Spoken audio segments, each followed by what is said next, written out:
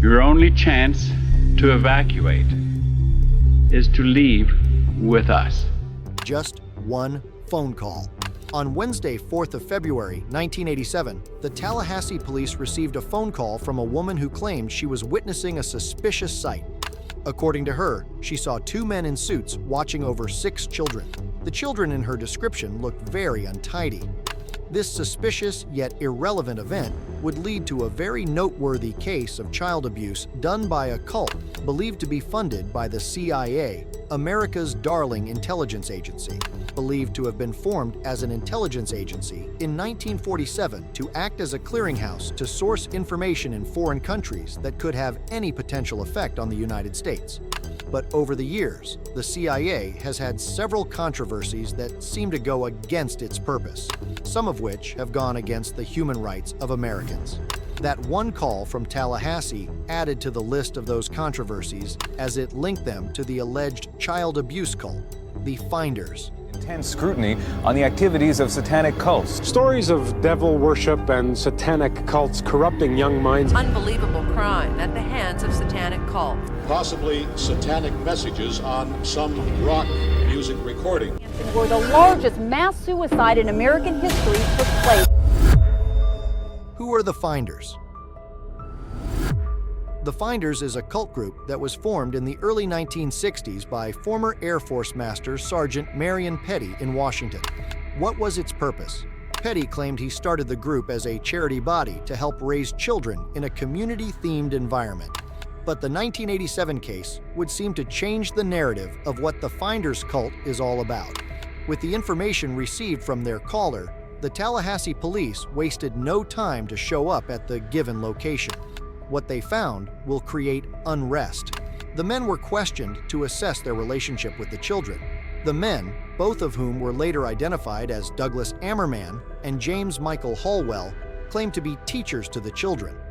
When asked where they were taking the children, they said they were on their way to Mexico to transfer the children to a school for brilliant children.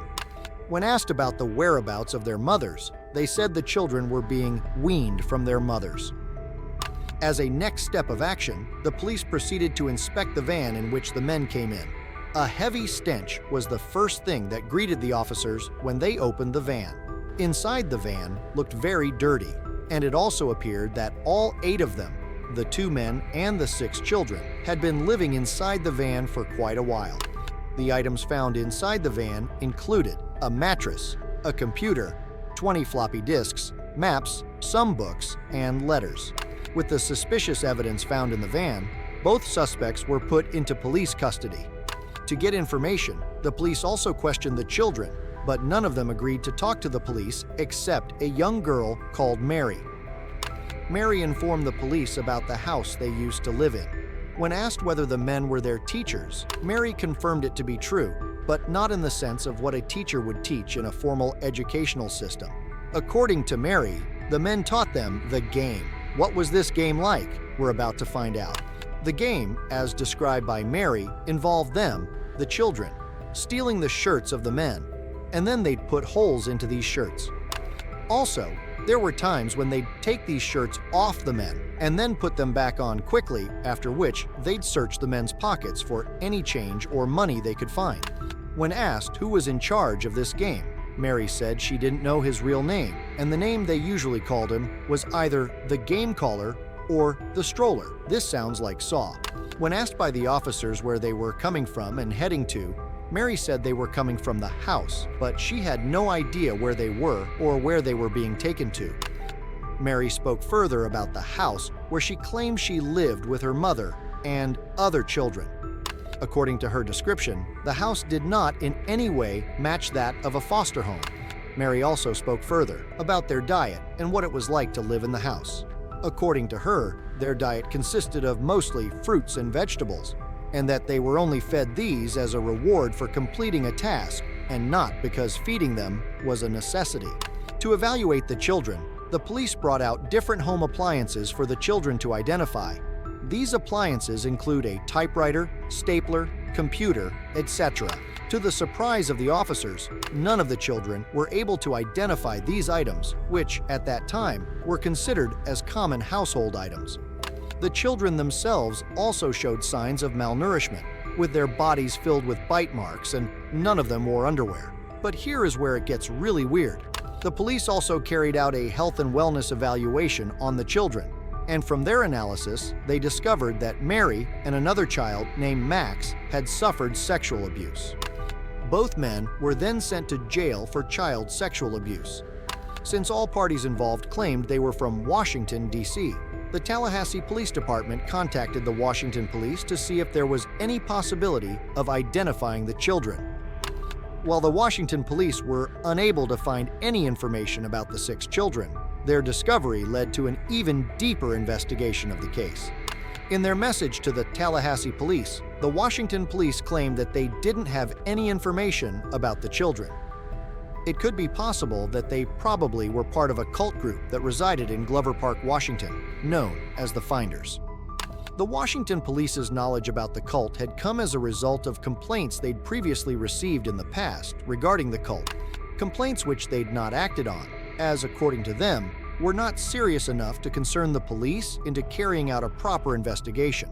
With the information provided by the Tallahassee police, the Washington police took it upon themselves to pay a visit at the location where the Finders were said to be based. By the time the Washington police arrived at the said location, they were welcomed into a space. Not a single soul was found on the site. The course of investigation unearthed other cases, including one of a lady who claimed they'd tried to recruit her.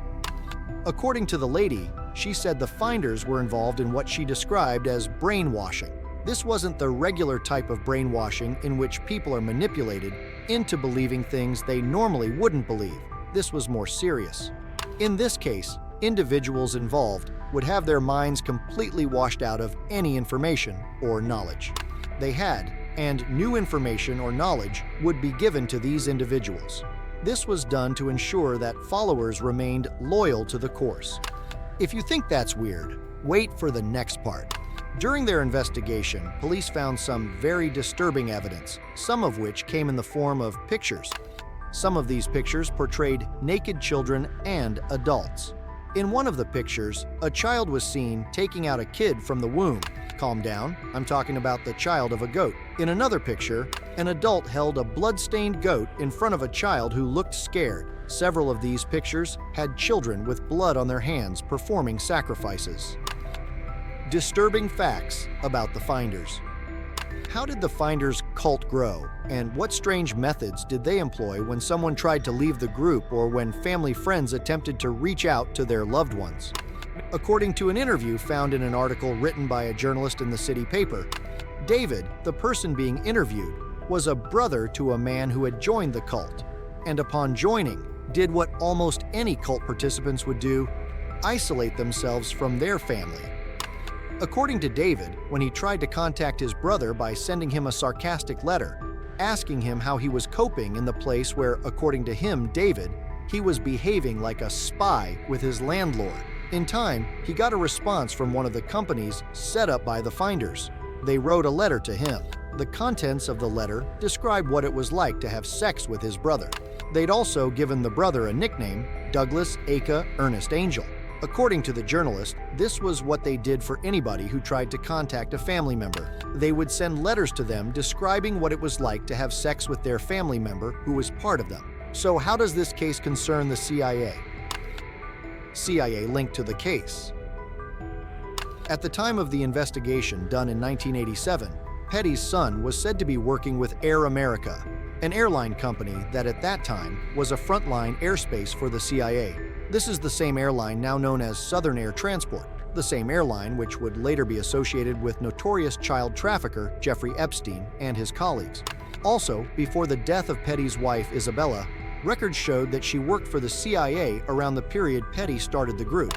Secondly, and furthermost of all, was the presence of retired CIA agent Sidney Gottlieb, who at that time had made a home for himself in Culpeper, Washington, where the Finders were known to mostly carry out their activities. Who is Sidney Gottlieb? The New York Times described him in an article in 2019 with these exact words: "The brains behind the eventual CIA program it helped spawn, MK Ultra, the notorious research endeavor that employed mind-altering drugs, including LSD. The same article goes on to describe Gottlieb as a chemist with a deep-seated interest in mysticism, the first person the United States government ever hired to find ways to control human minds. If you recall, the lady who claimed she was being forced to join the Finders spoke earlier about the Finders being involved in some sort of brainwashing of their followers. And, by coincidence, the man who had been the starting point of a sort of mind control program at the CIA ended up retiring in the same town where the Finders were starting to become very active. You might ask, what purpose did the CIA stand to benefit from these activities? A report dated April 13, 1987, by the MDP, labeled Secret, had this to say. It is the writer's sick belief that the Finders organization is and has been utilized by the Central Intelligence Agency as a disinformation service spreading non-essential, non-critical information to various organizations throughout the United States and overseas. This group, to sick the most part, is made up of overeducated non-achievers who lack the inborn initiative to succeed on their own. Therefore, they fell in with a charismatic leader who gave them direction and self-importance. To sick the most part, this organization individually is harmless. However, sick, when directed and monitored by a controlling factor, they are capable of destructive and illegal activities.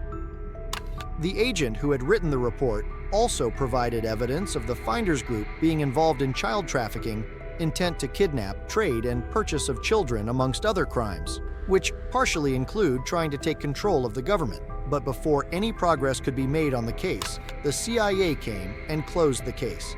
Sadly and coincidentally, one of the agents involved in the case, Stitcher, died of septic shock just a few years after, leaving the other agent, Martinez, without any alibi to his allegations against the CIA when the case later resurfaced following a DOJ inquiry made by a senator in 1993.